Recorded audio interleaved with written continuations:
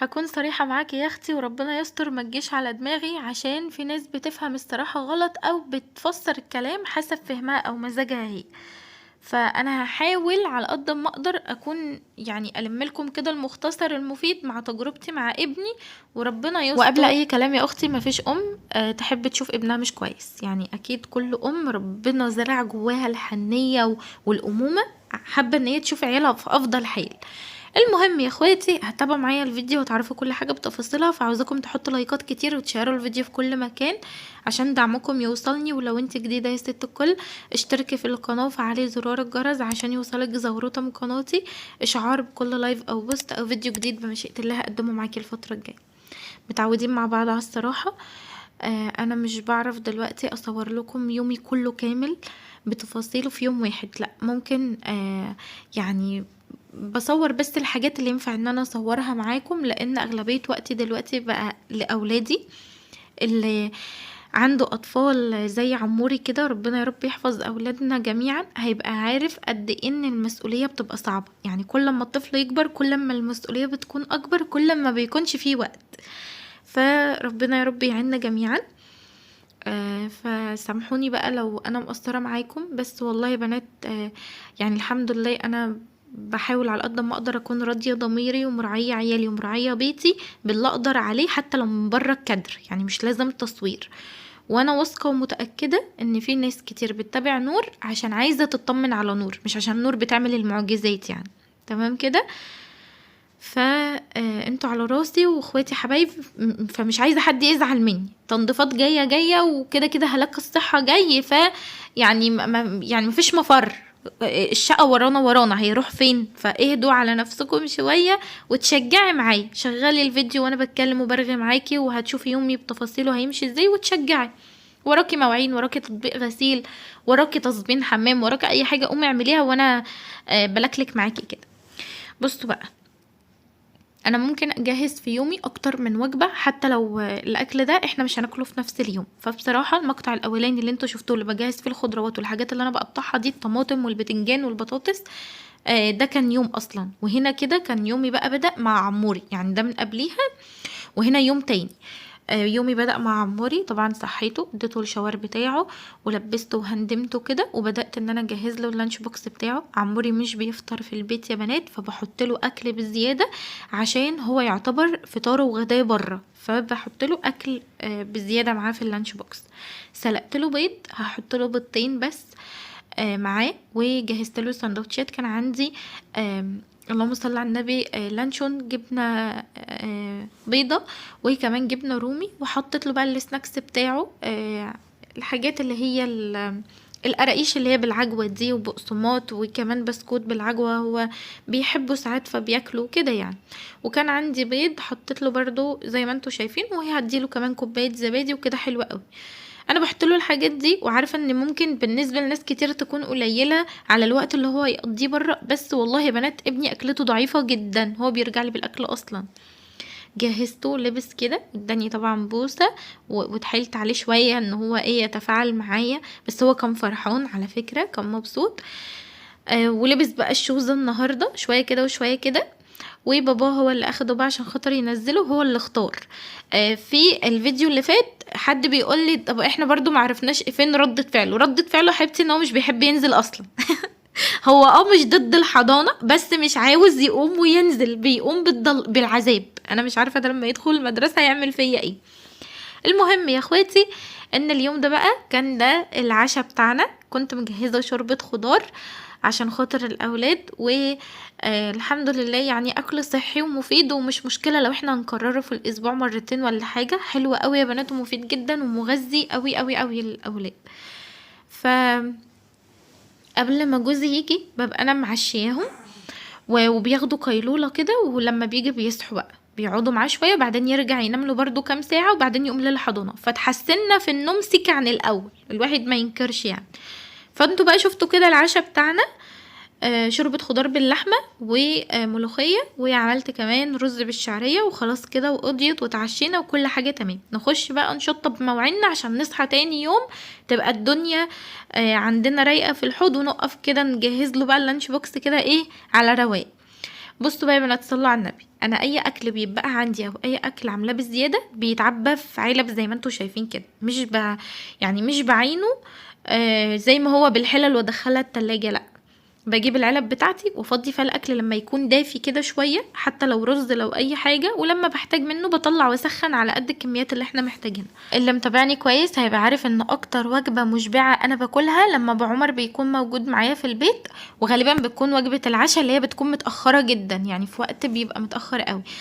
فخلاص اخدنا حبه بوار حلوين واكلنا وكل حاجه تمام، قبل ما نوخم بقى كده ونخش يعني في حته الكسل، خلينا نشهيص النفسيه ونشطب الحوض مع بعضينا كده، ونغسل بقى كل المواعين دي ونلمها كده ونروق على دنيتنا دي. ما عنديش اي مشكله ان اقول لكم ان يومي بيتعاد بتفاصيله من بدايه الصبح لغايه بالليل، وبنفس الترتيب مع اختلاف بقى الوجبات اللي بتتقدم في اليوم او الاكل اللي احنا هناكله، او يعني يومي الحمد لله النهارده مر بسلام من غير اي كوارث من الاولاد، او يومي مر بحاجه توجع القلب وهكذا، يعني زي اي ام طبيعي يعني.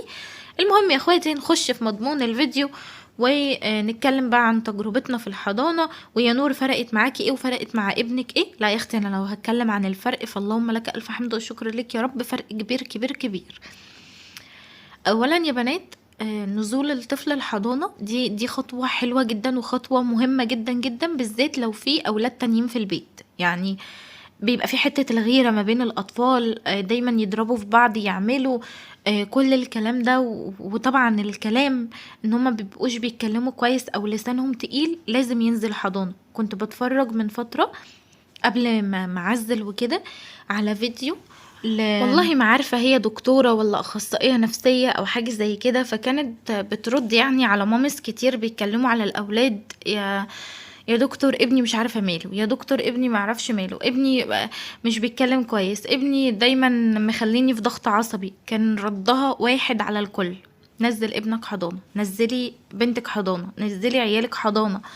الحضانة حلوة جدا يا بنات. اولا الطفل بيبقى في مكانه الصح، يعني انت مش ظالماه ولا انت عايزة تخلصي منه، لا، انت كده عايزة تطوري منه وتنمي مهاراته وتنمي الذكاء عنده، لانه بيبقى في مكانه الصح. هي الحضانة تأهيل للمدرسة. لما بتنزلي الطفل حضانة حتى لو في سن صغير، انت كده بتأهليه، يعني بتأهليه من كل حاجة، ان هو يعرف يختلط ما بين الاولاد، مش خبط لازق تروحي توديه مدرسة. يعني ما هو برضو، اصلا انا في ناس بتحسسني ساعات ان انا ام جحدة، يعني اللي هو انت حرام عليكي ابنك لسه صغير، حرام عليكي ابنك معرفش. وليه يا جماعة؟ ليه حرام عليا؟ ليه اذيته مثلا؟ وحضرتك انت لما بتنزلي حضانة انت كده بتفتري على ابنك، او انت عايزة تبعديه عن حضنك؟ لا، انت عايزاه يكون كويس زي باقي الاطفال. واللي متابعني كويس هيبقى عارف ان عموري كلامه مش قوي، بس الحمد لله، اللهم لك الف حمد وشكر لك يا رب. احنا بقالنا برضو فترة قليلة بينزل حضانة، مش كتير يعني، برضو ما اقدرش احكم دلوقتي، بس اللي انا شايفاه بسم الله ما شاء الله، اللهم بارك يا رب يحفظه لي ويرزق كل مشتاق للذريه الصالحه. لا، نطق الكلام اتحسن كتير، بقى يلضم كلمات في بعض كتيره لو هو عاوز يقولها، بقى يخطف جمل. كان الاول ما فيش الكلام ده، لو قال كلمتين مع بعض كده بالعافيه ولا 3 كلمات لا، دلوقتي الحمد لله، اللهم لك الف حمد وشكر لك يا رب. واحنا لسه يعتبر برضو في البدايه. تخيلوا بقى لو احنا انتظمنا وبقى ينزل على طول، اكيد هيبقى يعني في تقدم، وهيبقى فاهم لما تديله امر هيبقى فاهمه، هتعرفي تتكلمي معاه. بصوا يا بنات، انا مريت بفترة مع عموري لما بيجي يحتاج حاجة بياخدها بالصريخ، عارفين اللي هو يعني عاوز. يعني انا كنت بطلع لايفات، يعني هقول لكم مثلا للناس اللي متابعاني كويس قوي بقى كده كمان على القناه القديمه، قناه كبيره يعني وكده، لما كان بيجي يطلب مني حاجه لو انا طالعه لايف او بتاع، كانوا يقعدوا يقولوا لي يا نور، مش لما يصرخ تديله الحاجه، اساليه هو عاوز ايه. فطبعا يقعد يقول كده، عارفين الامامه والمشاورات والكلام ده. دلوقتي مفيش الكلام ده الحمد لله. هو برضو مش صغير، بس الحمد لله في تقدم، يعني الحضانة فرقت اهو. فلا يا بنات، والله العظيم نصيحة مني، الحضانة كويسة جدا، مع العلم ان انت لازم تختاري مكان صح. عمر كان في حضانة اولانية مش هتكلم عليها ولا هقول اي حاجة، وطبعا بابا خاف ينزله تاني هناك، ويمكن قلت لكم الكلام ده اكتر من مرة، عشان حصل اهمال في حاجة معينة وابني اتضر هناك، فبابا خاف، ما فيش امان ان هو يروح هناك تاني. فمن ساعة ما نزل الحضانة دي ولله الحمد أنا شايفة في فرق كبير طبعًا معاه، ولسه إحنا كده يعتبر في البداية، وإن شاء الله من غير مقاطعة يبقى في تطورات كتير. حبيت إن أنا أرد على الأسئلة اللي بتجيني من ناحية موضوع الحضانة، عشان اللي لسه مأخر نزول أولاده لأ ما تأخروش، توكلوا على الله وربنا معاكم، بس اختاروا حضانة كويسة زي ما قلت لكم. المهم يا اخواتي خلاص كده خلصنا بقى وشطبنا الحوض، هنروق بقى كده على الست تيتوية ونغير لها كده اللزق اللي في ايديها ده، وكمان هديها شاور كده. بصوا هفرفشها وانعنشها عشان تبدأ ان هي تنام كده على نظافة، وهطلع لها بقى كده ترنج نضيف كمان وبامبرز والقصافة، يعني ايه الحاجات بقى اللي انا هحتاجها لها، واللزق عشان اغير لها اللزق اللي في ايديها ده مهم جدا. عايزه اقول لكم ان هي لما بتقعد تلعب او تعمل اي حاجه اللزق بيتوسخ، يعني بتوسخ بسرعه، فطبعا بغسل لها ايديها بميه دافيه كده، وبغسلها لها كويس جدا بالصابونه، وساعات بمسحها لها كمان بالوايبس لو في بقايا من اللزق او حاجه على ايديها، واسيبها لها شويه، وبعدين بقى ايه برجع الزقها لها تاني، لان لسه يعني احنا لسه ما نسيناش الموضوع. وبس والله يا اخواتي ده كان فيديو النهارده، يا رب يكون عجبكم. ما تنسونيش بقى كده بلايكات كتير للفيديو ودعوات حلوه من القلب، واسيبكم في حفظ الله ورعايته. مش هننسى الست لولي، ومع